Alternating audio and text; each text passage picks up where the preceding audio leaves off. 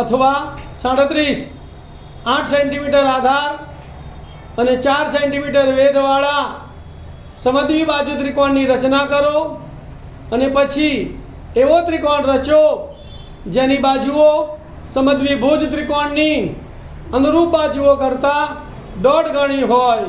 રચનાના મુદ્દા લખો. ધ્યાન આપજો ભાઈ. પક્ષ સમદ્વી બાજુ ત્રિકોણ ABC માં આધાર AB બરાબર 8 સેન્ટીમીટર અને વેધ OC બરાબર 4 સેન્ટીમીટર છે.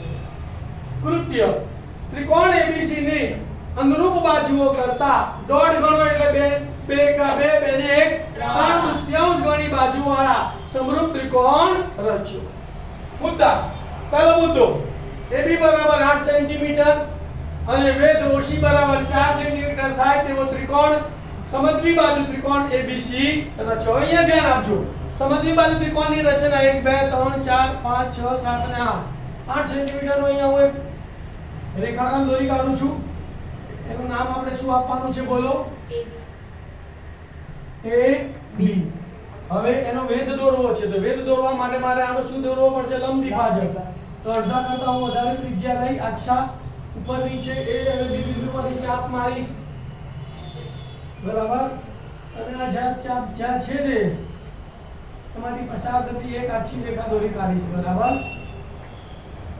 અહીંયા આપણે નામ આપીશું O. હવે આની 4 સેન્ટીમીટર ત્રિજ્યા લેવાની છે તો O ને કેન્દ્ર લેવાનું અને 4 સેન્ટીમીટર ત્રિજ્યાનો અહીંયા ચાપ દોરી કાઢવાનો. આ કેટલી ત્રિજ્યા?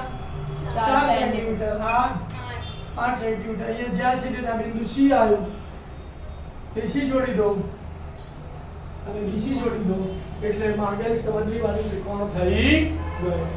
બીજો મુદ્દો રેખાખંડ AB ના જે અડતલમાં બિંદુ C છે તેના વિરુદ્ધ અડતલમાં લઘુકોણ BAX થાય તેવું AX કિરણ રચો. તો શું કરવાનું?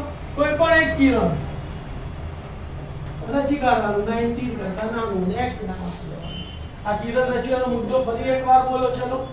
રેખાખંડ AB ના જે અડતલમાં બિંદુ C છે તેના વિરુદ્ધ અડતલમાં લઘુકોણ BAX થાય તેવું AX કિરણ રચો.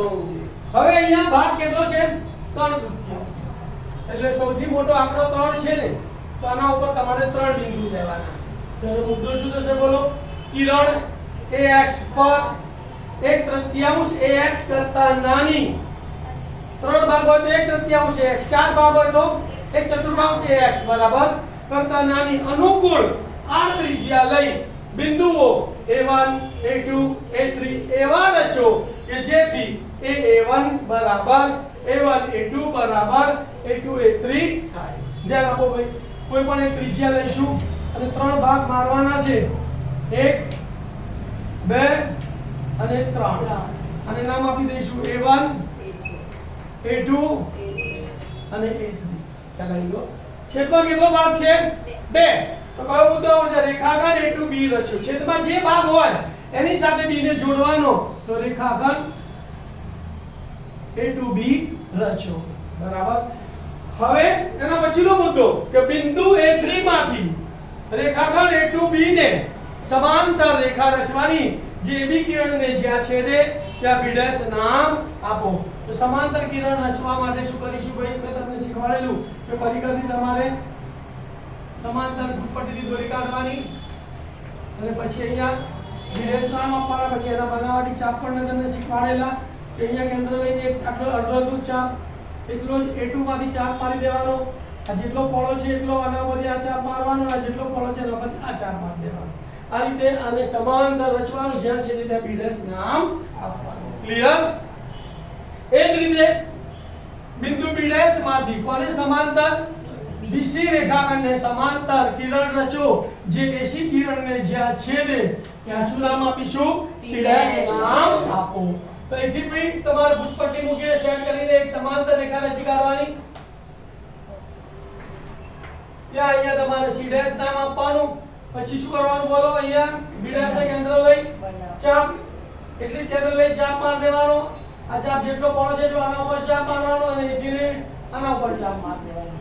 બરાબર, કારણ કે તમે ઓરિજિનલ કરવા જશો ને તો બહુ ટાઈમ લાગશે અને પરફેક્શન પણ આવશે નહીં. એટલે તમારે પરફેક્ટ વાળા સમાંતર રેખાઓ રચી કાઢવાની અને પછી અહીંથી કોઈ બી ત્રિજ્યા લઈને ચાપ, એટલી ત્રિજ્યા એટલું બધી ચાપ, પછી આના ઉપરથી અહીંયા અને આના ઉપરથી અહીંયા ચાપ મારી દેવાની.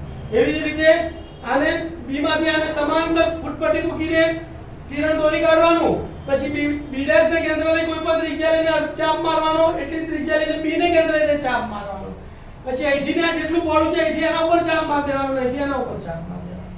ઓકે.